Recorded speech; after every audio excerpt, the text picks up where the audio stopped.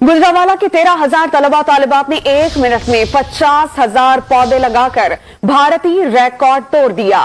भारत ने 1 मिनट में 37,000 पौधे लगाकर वर्ल्ड रिकॉर्ड बनाया था। इस पर हम बात करते हैं डॉन न्यूज के नुमाइंदे इकबाल मिर्जा से। इकबाल, बताइएगा, भारतीय रिकॉर्ड तोड़ने पर तलबा तालिबात कितना खुश थे? इंतजामिया की तरफ से भारत को बुछाड़कर 1 मिनट में 50,000 पौधे लगाने का वर्ल्ड रिकॉर्ड कायम कर दिया गया। जीटी रोड पर कायम ग्रीन बेल्ट पर पौधे लगाने में 12,500 तालिब इल्मों और 5,000 असातिज़ा ने हिस्सा लिया। तालिब इल्मों ने सायरन बजते ही पौधे लगाने शुरू कर दिए और 1 मिनट में 50,000 पौधे लगाकर भारत से 1 मिनट में सबसे ज्यादा पौधे लगाने का आजाद छीन लिया।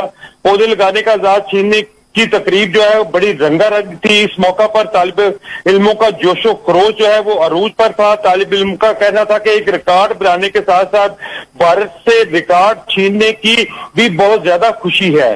जी, आजादी के महीने में खुशी और भी बढ़ जाती है। इकबाल, बहुत शुक्रिया, आपने अपडेट किया।